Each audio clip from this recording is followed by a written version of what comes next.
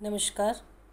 मैं doctor Kamaljeet Kaur Mehta, associate professor, department of home science, government girls college Pipar city से आप सभी छात्राओं का अभिनंदन करती हूँ।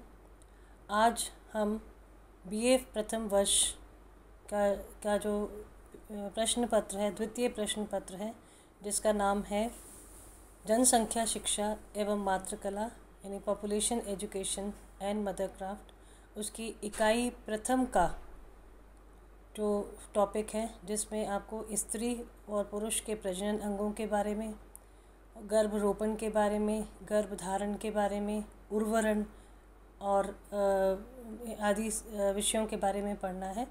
तो उसमें से पहला विषय जो आज हम शुरू कर रहे हैं वो है स्त्री के प्रजनन अंगों के बारे में। ये जो चित्र आप देख रहे हैं ये स्त्री के आंतरिक प्रजनन अंगों का चित्र है और इस चित्र में आपको जैसा दिखाई दे रहा है कि इसमें आप जो है ये सबसे पहले आपका ये जो है नीचे ये जो अंग है इसको वेजाइना कहते हैं, यानी ये योनि कहा जाता है इसे। उसके बाद में ये बीच में जो दिखाई देने वाला जो है ये यूट्रस होता है और यूट्रस का जो निचला हिस्सा होता है, जो सकरा हिस्सा है, उस हिस्से को ग्रीवा कहा जाता है या सर्विक्स कहा जाता है। और ये दोनों तरफ जो आपको दिखाई दे रही हैं अंडवाहिनियाँ हैं और उसके बाद में ये दो जो है ये एक तरफ सैक्स से जो दिखाई दे रहे हैं इनको अंडाशय कहते हैं। ये ओवरीज होती हैं स्त्री के प्रजनन अंगों में। ये जो ओवरीज है, इन ओवरीज में ही अंडक का निर्माण होता है। अब मैं आपको नेक्स्ट जो बताने वाली हूँ वो ये है कि इनके हर एक जिन अंगों का नाम मैंने अभी लिया, इन सभी अंगों के बारे में हम थोड़ा थोड़ा डिटेल में उनकी संरचना एवं उनके कार्यों के बारे में पढ़ेंगे। सबसे पहले जो वेजाइना है या जिसको योनि कहा जाता है, ये योनि जो है ये गर्भाशय एवं प्रजनन अंगों के मध्य परिवहन के रूप में कार्य करती है। ये स्त्री का सर्वाधिक संवेदनशील एवं ग्रहणशील अंग है तथा ये प्रजनन का मार्ग भी है।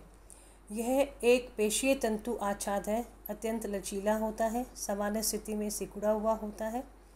स्त्री का ये अंग पुरुष के प्रजनन अंगों एवं संभोग की अवधि से विसर्जित शुक्राणु ग्रहण करता है। ऋतुस्राव व गर्भधारण स्थल से स्रावित अन्य स्रावों को बाहर निकालने का भी कार्य करता है। क्योंकि गर्भाशय से शिशु योनि से होकर ही बाहर निकलता है, इसलिए इसे प्रसव मार्ग भी कहते हैं। योनि का खुलाव नीचे की ओर होता है जिसे योनि द्वार कहते हैं और कुंवारी अवस्था में ये आंशिक रूप से एक झिल्ली से आच्छादित होता है जिसे कि हाइमेन कहा जाता है। इसके बाद में हम आते हैं ग्रीवा, जो मैंने आपको बताया गर्भाशय के का जो निचला हिस्सा होता है, जिसे जो है ये एक डमरू के आकार का अंग होता है जिसको सर्विक्स इंग्लिश में कहा जाता है। इसकी लंबाई 2.5 से 3 सेंटीमीटर एवं गोलाई 2 से 2.5 सेंटीमीटर होती है। गर्भाशय और योनि को जोड़ने वाला ये एक अंग होता है। गर्भाशय, अब हम गर्भाशय के बारे में पढ़ेंगे। सामान्य दशा में परिपक्व गर्भाशय मांसपेशियों की मोटी दीवार का बना होता है। ये एक खोखली सी थैली होती है जिसका आकार नाशपाती के आकार का होता है। इसका सकड़ा भाग नीचे की ओर होता है और ये नीचे बाद में ये फिर नीचे योनि में परिवर्तित होता है। गर्भाशय जो है ये मूत्राशय और मलाशय के मध्य स्थित रहता है। देखने में ये उल्टे त्रिकोण सा दिखाई देता है। ये प्रायः 3 इंच यानी कि 9 सेंटीमीटर लंबा होता है, जिसका ऊपरी भाग 2.5 इंच चौड़ा होता है। नीचे की ओर चौड़ाई धीरे धीरे कम होकर 1 इंच रह जाती है और इसका वजन सामान्य स्थिति में 40 से 60 ग्राम का होता है। गर्भाशय के मुख्य 2 भाग होते हैं, शरीर और ग्रीवा। गर्भाशय का जो ऊर्ध्व भाग होता है जिसे कि फंडस कहते हैं, ये देखिए ये ऊपर फंडस दिखाई दे रहा है, ये ऊपर का भाग है जो फंडस है, और यह यहाँ से ही अंडवाहिनियाँ प्रारंभ होती हैं। ग्रीवा का आकार गोल होता है। साधारणतः गर्भाशय योनि के 90 डिग्री कोण पर सामने की ओर झुका रहता है और नीचे से ये सक्षम मांसपेशियों का आधार प्राप्त करता है। अब हम बात करते हैं गर्भाशय के कार्यों की अगर बात की जाए तो सबसे पहले गर्भाशय जो है ये मासिक स्राव के लिए आवश्यक अंग माना जाता है। यानी स्त्री का जो मासिक धर्म होता है, जो रक्तस्राव होता है, वो इसी अंग से बाहर शरीर के बाहर निष्कासित होता है। दूसरा जो मुख्य कार्य है वो ये है कि गर्भावस्था के समय अंडाणु के स्वागत या प्रवेश के लिए भ्रूण की धारणा या स्थापना के लिए ये स्थान बनाता है। भ्रूण के पोषण के लिए पर्याप्त अवसर प्रदान करता है तथा प्रसव के समय अपनी पेशियों में संकुचन और विमोचन के कार्य से भ्रूण को बाहर निकालने में मदद करता है। अब हम आते हैं अंडवाहिनियों पे, यानी जिनको इंग्लिश में फैलोपियन ट्यूब्स कहा जाता है। ये 2 छोटी मांसपेशीय नलिकाएं होती हैं जो गर्भाशय के ऊपर के भाग के दोनों ओर पाई जाती हैं। इनका एक भाग अंडाशय से संबंधित होता है और अंदर की ओर इसमें श्लेष्मिक झिल्ली होती है। अंडवाहिनी को 4 भागों में विभाजित किया जाता है। सबसे पहला भाग जो है इसको वायु कोष्टिका कहा जाता है। ये बिल्कुल अंडाशय के पास होता है। अंडाशय जिसमें उंगलियों जैसे उभार होते हैं, ये देखिए जैसे इसमें ये उंगलियों के उभार दोनों तरफ दिखाई दे रहे हैं। उसके बाद में ये जो दूसरा भाग होता है उसको तुम्बिका कहा जाता है। ये नली का सबसे पतला भाग होता है। ये देखिए ये जो पतला भाग है इसको जो है तुम्बिका कहा जाता है। और इसके बाद में जो है तीसरा भाग होता है इसको संयोजन कहा जाता है। और संयोजन या इस्थमस ये सीधा सकड़ा किंतु स्थूल दीवार का होता है। चौथा भाग अंतरकाशी जिसे कहा जाता है, ये सिकुड़ा भाग है और ये गर्भाशय की ओर की ऊपरी दीवार से जुड़ा होता है। अब हम बात करते हैं इन अंडवाहिनियों के कार्यों की। अंडवाहिनियों के मुख्य 2 कार्य होते हैं। अंडवाहिनी वह मार्ग बनाती है जिसमें शुक्राणु गर्भाशय से अंडाशय के पास पहुंचते हैं। वह ऐसा वातावरण प्रदान करती है जिसमें शुक्राणु की गर्भाधान तक देखभाल एवं पोषण हो सके। दूसरे कार्य में जो महत्वपूर्ण बात है वो ये है कि अंडवाहिनी जो है वो निषेचित डिंब को जीवन के प्रथम 7 दिन तक स्थान प्रदान करती है। ये उसका पोषण 7 दिन तक करती है। 7वें दिन निषेचित डिंब गर्भाशय में पहुंच जाता है और वहां रोपित हो जाता है। अगर ये 7 दिन से पहले गर्भाशय में पहुंचे तो इसकी मृत्यु हो जाती है, और 7 दिन के बाद ये अगर नहीं पहुंच पाता है तो ये अंडवाहिनी में ही रोपित हो जाता है, जिसे कि ट्यूबल प्रेगनेंसी कहा जाता है।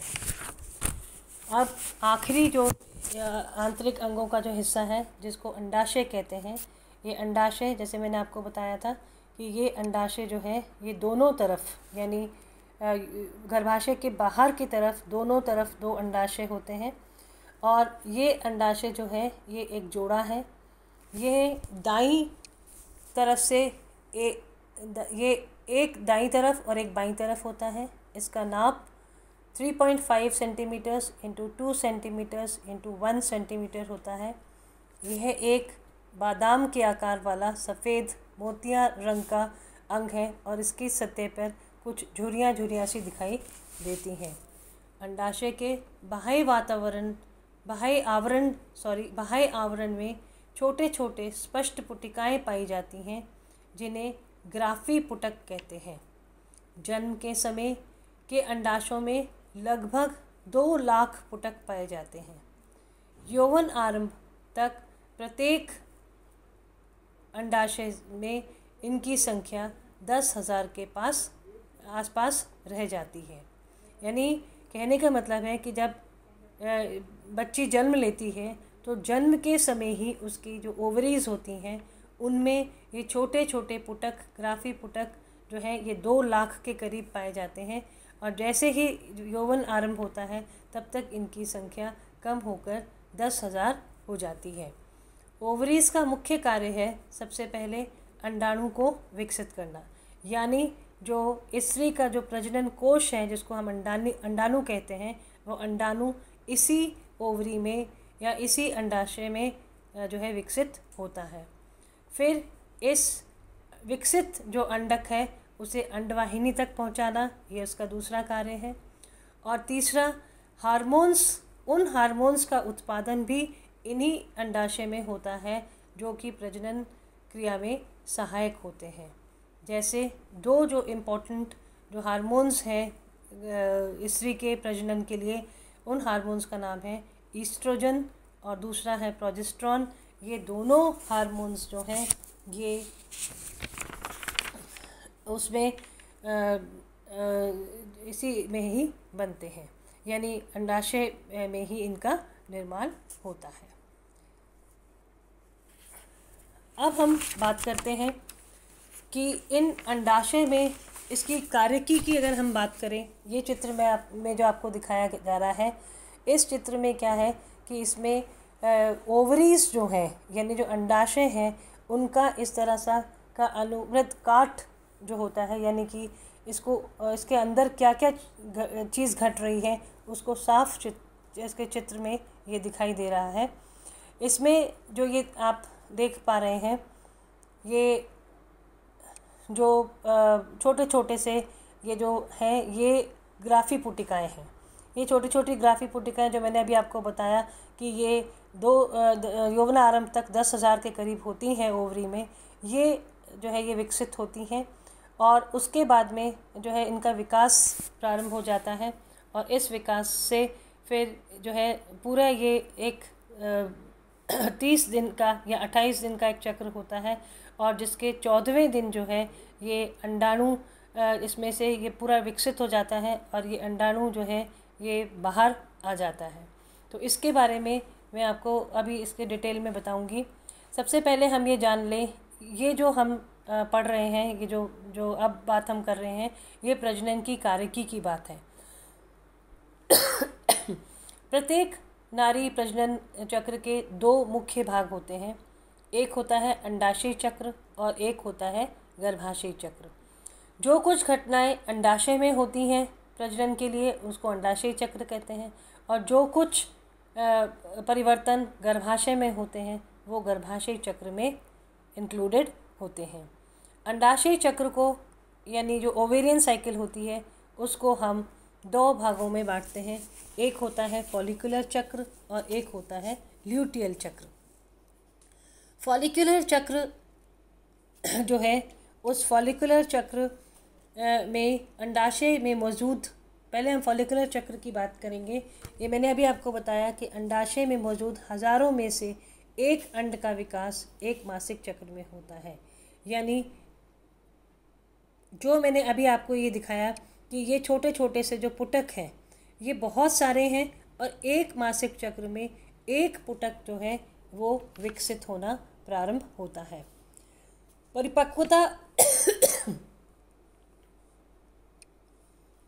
परिपक्वता के समय ये चपटे उपकला तंतु इस अंडक के चारों ओर कई परतें बनाते हैं।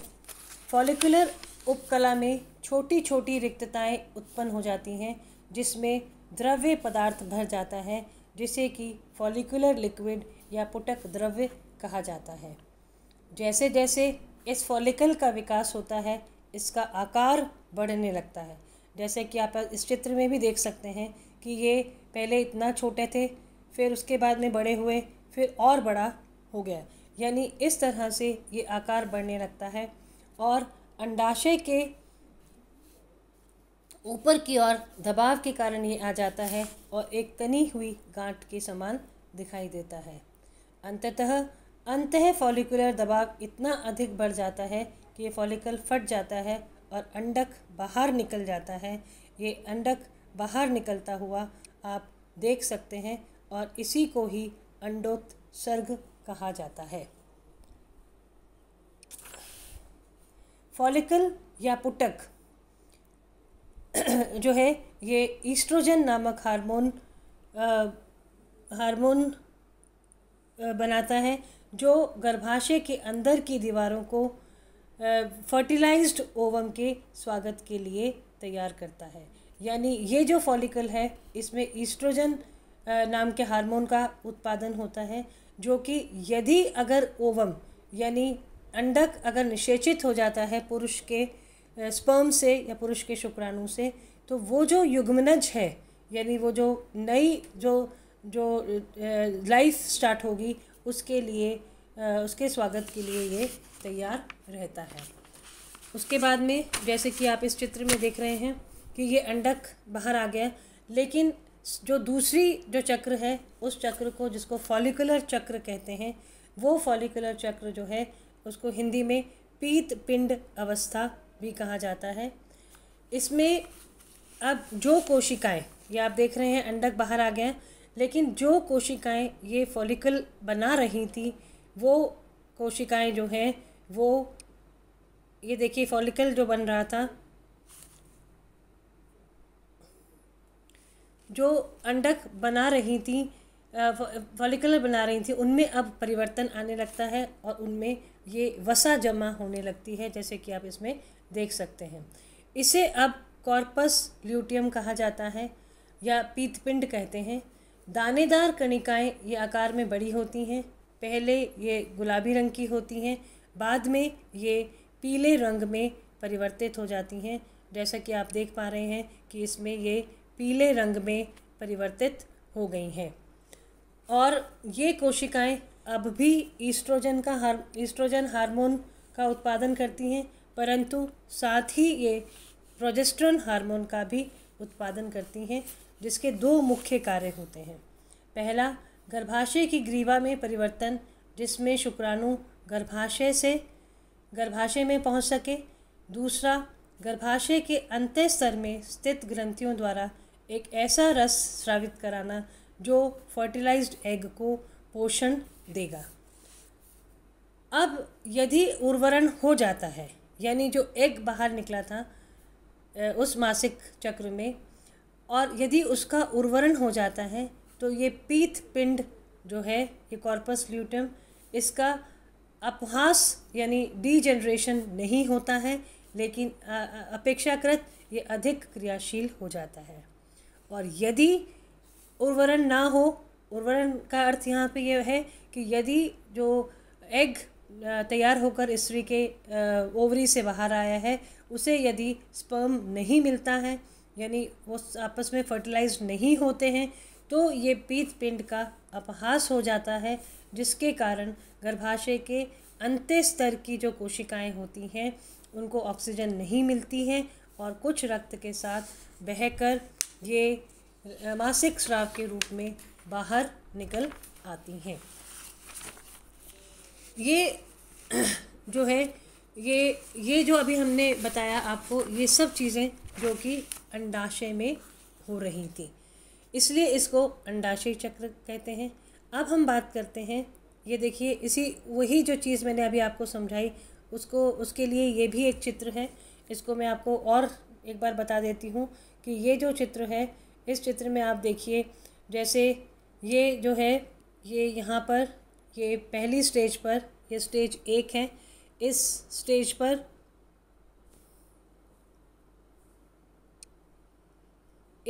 पर सबसे पहले आप देखिए ये जैसे एक डे 1 ऑफ पीरियड है, जिसको एग फॉलिकल जो है वो डेवलप होना शुरू होता है। उसके बाद में 4 से 5 दिन पर ये एग का जो फॉलिकल है ये विकसित होने लगता है, चारों तरफ कोशिकाएं जमा होने लगती हैं। उसके बाद में ये सी स्टेज है, जिसमें 12 से 13वें दिन, मासिक चक्र के 12 से 13वें दिन में ये फॉलिकल पूरा विकसित हो जाता है। उसके बाद में आप ये देखिए ये 14वां दिन है, उस 14वें दिन में अंडक जो है वो बाहर आ गया है। उसके बाद में ये जो कॉर्पस ल्यूटियम जिसकी अभी हमने बात कही थी, एग तो बाहर निकल गया, लेकिन ये जो पीतपिंड है ये और विकसित होने लगता है और ये 20वां दिन है। इसमें आप देखिए इस तरह से, और फिर उसके बाद में यदि प्रेगनेंसी नहीं होती है, जैसे 25वें और 26 दिन में के बताया है, यदि उर्वरण नहीं होता है तो ये कॉर्पस ल्यूटियम जो है ये बिखर जाता है और ये ही जो है ये रक्त के रूप में मासिक धर्म से मासिक स्राव के रूप में हमारे शरीर से बाहर आ जाता है। अब हम बात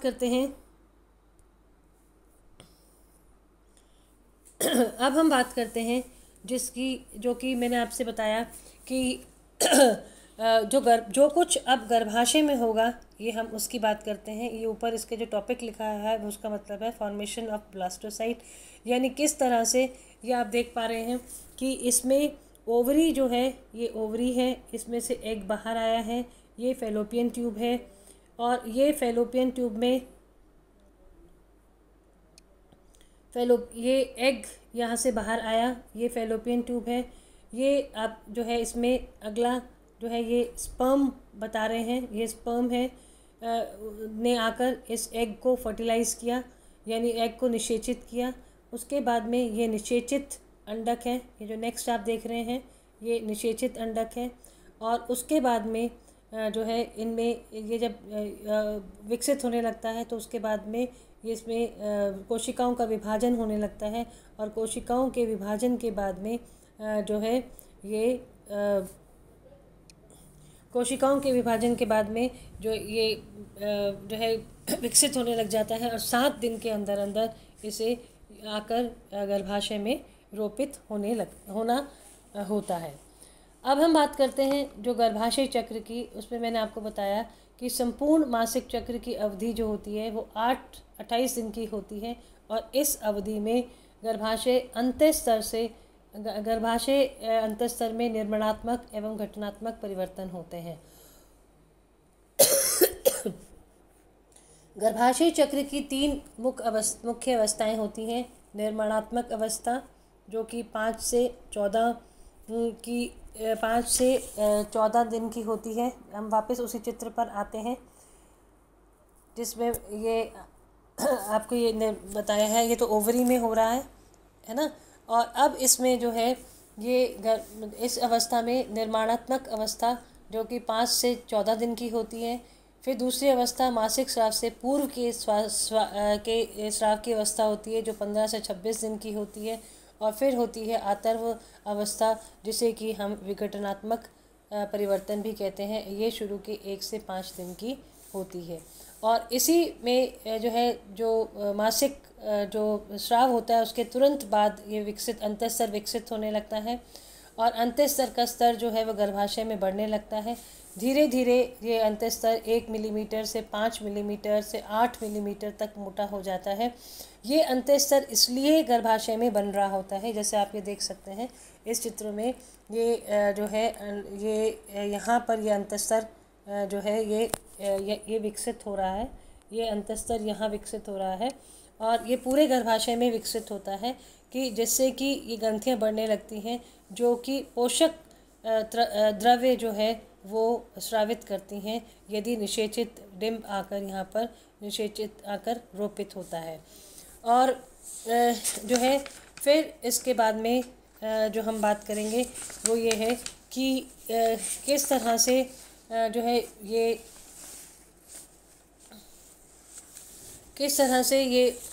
उर्वरण जो है हम ये बात कर रहे हैं। अब इसमें हम बात करेंगे कि ये गर्भ रोपण कैसा होता है, किस तरह से ये आके रोपित होता है। ये जैसे जो चित्र अभी आपके सामने है इसमें ये मोरूला बन रहा है। उर्वरण के 4 दिन पश्चात जो नवनिर्मित मोरूला होता है, यानी जैसे मैंने अब आपको पहले बताया था कि इसमें जो है यहाँ से ये विकसित होना शुरू हुआ। ये एग है, ये मैच्योर्ड एग निकला। एग के बाद में यही स्पर्म से इसने इसको फर्टिलाइज़ किया। ये दूसरा वाला फर्टिलाइज्ड एग है। तीसरा वाला जो है ये फर्टिलाइज्ड एग ये विभाजित हुआ है ना, ये इसमें कोशिकाओं में ये जो है विकसित होने लगता है और विभाजित होने लगता है। और यहाँ पर आते आते जो है ये मोरूला का फॉर्म बन जाता है और ये यहाँ आकर अपने आप को ये यूट्रिन लाइन जो है आप देख रहे हैं, इस यूट्रिन लाइन में ये अपने आप को रोपित कर लेता है और इसी को ही गर्भरोपण कहा जाता है। इसके बारे में आपको ज़रा से और डिटेल में बताऊं कि उर्वरण के 4 दिन पश्चात नवनिर्मित मॉरूला जो है उसमें एक गांठ सी बनने लगती है जिसको ब्लास्टोसाइट कहा जाता है। कोशिका विभाजन निरंतर चलता रहता है और 7वें दिन कोरक पुटी में से उंगलियों जैसे अंकुर जो है वो निकलने लगते हैं। उंगलियों जैसे अंकुर जो है वो निकलने लगते हैं और इन्हें जरायु शोषांकुर कहते हैं। और ये शोषांकुर जो है ये शोषणांकुर जो है ये गर्भाशय के अंत्य स्तर में धंस जाते हैं और गर्भ जो है वो गर्भाशय में रोपित होता है। ऐसा 7वें दिन ही होता है, इसलिए भ्रूण को इस अंड इसीलिए जो ये भ्रूण जो है इसे ये आप देख सकते हैं कि इसको ये यहाँ पर ये जो है ये होने लग गया।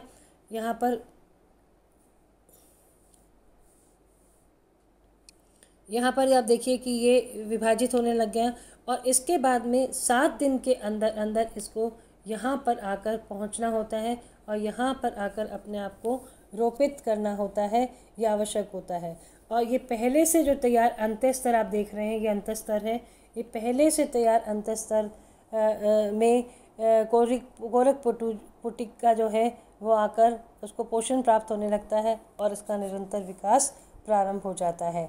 गर्भरोपण सामान्यतः जो है वो गर्भाशय के ऊपरी हिस्से में ही होता है, जैसा कि इस चित्र में आप देख पा रहे हैं। तो ये सब बात हमने की इसके बारे में, गर्भरोपण के बारे में। कुछ और इससे रिलेटेड जो बातें हैं वो हम अब नेक्स्ट लेक्चर में करेंगे और मैं चाहती हूँ कि इस लेक्चर को आप बहुत ध्यान से सुने। ये थोड़ा सा टेक्निकल लेक्चर है, टेक्निकल बातें हैं इसमें और जो है, लेकिन ये इसको अगर आप एक बार नहीं समझ में आए, दूसरी बार तीसरी बार जब इसको आप समझने की कोशिश करेंगे तो ये थोड़ा सा आपको धीरे धीरे समझ में आने लगेगा। और आशा करती हूँ कि ये आपको जो है ये सब जो मैंने आंतरिक अंगों के बारे में बताया ये आपको ज़रूर से समझ में आया होगा। और अगली उसमें जो है जो वीडियो होगी, अगला जो सेशन होगा उसमें कुछ और बातें हम इसी से ही रिलेटेड करेंगे। और इन सब के लिए आपने बहुत ध्यान से बहुत इससे सुना और बहुत धैर्य से, उसके लिए आपका बहुत बहुत धन्यवाद।